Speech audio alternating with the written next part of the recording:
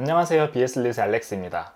아직까지 우리는 헬스장에서 복근 운동은 크런치, 윗몸 일으키기, 레그레이즈 정도만 하고 있습니다. 식스팩 만들기에는 정말 유명한 동작들이지만 실제로 복근은 훨씬 더 복잡하고 중요한 기능을 한다는 사실 알고 계셨나요? 제일 깊숙한 곳에서 우리의 장기를 둘러싸고 있는 복행근과 몸통을 옆으로 구부리고 회전하게 하고 회전을 또 버티게 해주는 내복사근과 외복사근은 사실 더 높은 운동 퍼포먼스, 비대칭 개선, 재활, 통증 예방에 핵심 역할을 하고 있습니다. 우선 우리가 스쿼트를 한 번이라도 배워봤다면 복압이라는 말을 한 번쯤 들어보셨을 건데요. 해부학적으로 골반과 흉추 쪽은 단단하지만 허리 부분은 요추뼈 5개로만 지탱을 하고 있고요. 이 작은 골격들만으로는 강한 힘을 저항하기에 구조적으로 불리합니다. 그래서 이 부근에서는 압력을 만들어서 이 불안한 요추뼈 5개가 움직이지 않게 고정을 시켜주는데요. 이때 복행근이 그 압력을 버텨줍니다. 또 이런 복압은 단순 스쿼트만 아니라 저희가 힘을 써야 하는 모든 상황에서 코어가 흔들리지 않게 하기 위해서 작동해야 하는 메커니즘이에요. 복사근이라는 근육은 또 어떠하냐면요. 골반이 위아래로 흔들리지 않게 해주고 회전하거나 복행근과 협력해서 회전을 저항할 때 쓰입니다. 만약 얘들이 제대로 기능을 못 해준다면 허리 근육이 끊어질 듯이 아프기도 하고요. 허리 손상, 허리 디스크 같은 이슈들에 노출되기도 쉬워요. 복행근과 복사근은 서로 협응하면서 여러 움직임들에서 안정성을 만드는데요. 간단한 예시를 들어드리면 우리가 걸을 때 팔다리는 서로 반대로 움직이잖아요. 오른발이 앞으로 나갈 때 왼팔을 앞으로 뻗고 왼발이 앞으로 나갈 때는 오른팔이 앞으로 나가는데요.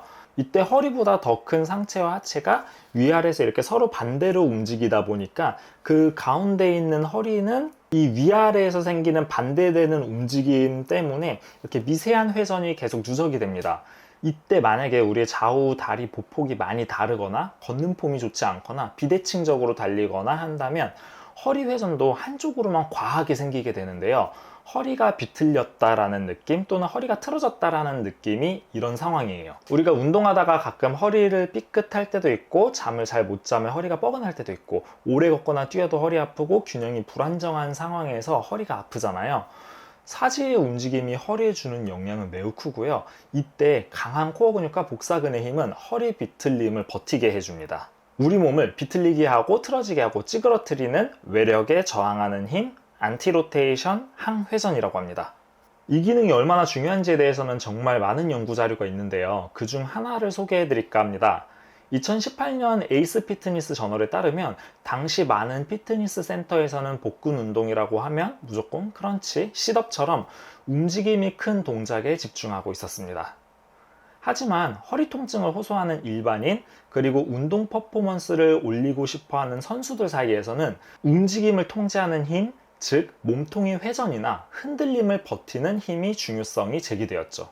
미국 스포츠의학 전문가 피트 맥콜이라는 분이 항회전 운동, 예를 들어서 펠로프 프레스나 싱글암 캐리 같은 동작들은 척추 안정성을 높이고 크런치보다 더 실용적인 코어 강화법이라는 것을 알렸습니다. 이러한 가이드들은 2010년도 이후에 많이 연구되었으며 2020년대 들어서 항회전 훈련들은 대중적이게 많이 실시가 되었어요. 하지만 사실 이 개념은 훨씬 더 이전부터도 많이 강조가 되어 왔었는데요.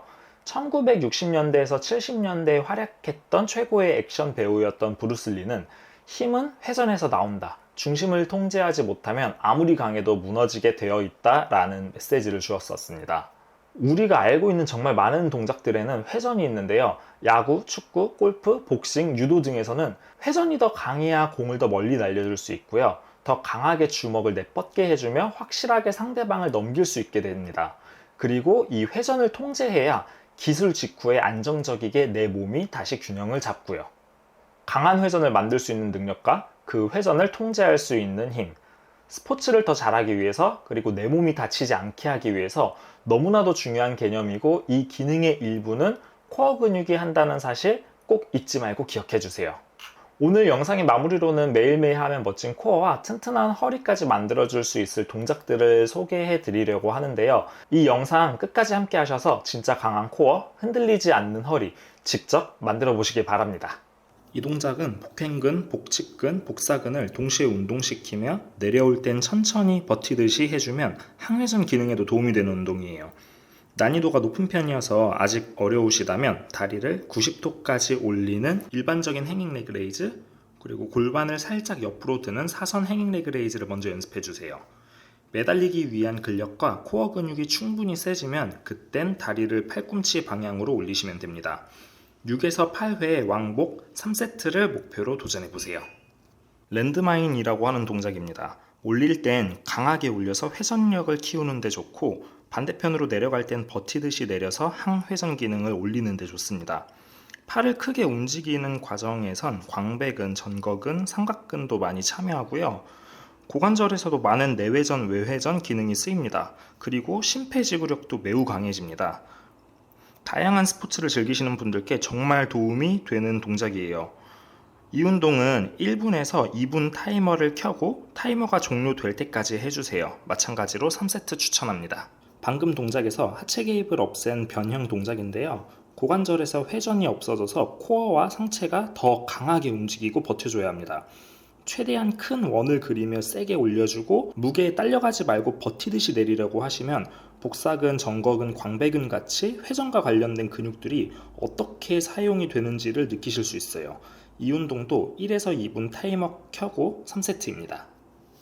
다리를 영상처럼 하시면 몸이 무게에 딸려가려고 하는 게 느껴질 건데요. 최대한 몸통이 회전되지 않게 버티는 게 중요합니다. 당기는 팔은 광배근을 꽉 조였다가 내려주시고 하체와 몸통은 버티는 데 집중해주세요. 10에서 15회씩 3세트입니다.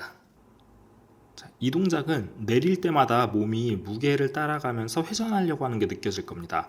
마찬가지로 몸통이 안 움직이게 코어 힘으로 버텨주시면 되고요. 삼각근, 전거근, 광배근, 복사근, 복행근이 사용되는 걸 느끼실 거예요. 10에서 15회씩 3세트 해주시면 됩니다. 지금 보시는 동작은 펠로프 홀드라고 합니다. 탄성밴드가 몸을 당기고 있고요. 복사근 힘으로 버티셔야 돼요. 지금 보시면은 복사근, 왼쪽 복사근에 날이 서 있는 게 보이실 거고요. 이제 이렇게 팔을 뻗고 버티셔도 되고, 팔을 구부렸다가 펴는 펠로프 프레스로 하셔도 괜찮습니다. 이 동작은 항회전 기능을 길러야 하는 일반적인 상황에서 추천을 드리고요. 만약에 이제 여러분들께서 스쿼트나 데드리프트 같은 동작을 하실 때 봉이 회전하고 몸이 회전하면서 틀어지는 걸 경험하셨을 때도 보완 운동으로 해주기 매우 좋아요. 다만 이때는 펠로프 홀드, 펠로프 프레스를 좀 더 그 상황에 맞게 변형하면서 하는 걸 추천드리는데, 만약에 스쿼트에서 잘 틀어진다 하면은 스쿼트 자세에서, 아니면 또는 데드리프트에서 틀어지면 데드리프트 자세에서 한번 해보세요. 단순하게 복사근만 쓰이는 게 아니라 고관절 주위의 회전과 관련된 근육들도 균형에 맞춰지는 걸 느낄 거예요. 자, 오늘 영상은 여기까지고요. 만약에 도움이 되었다면 구독, 좋아요, 알림 설정까지 부탁드리고 다음에 더 좋은 내용으로 찾아뵙도록 하겠습니다. 감사합니다.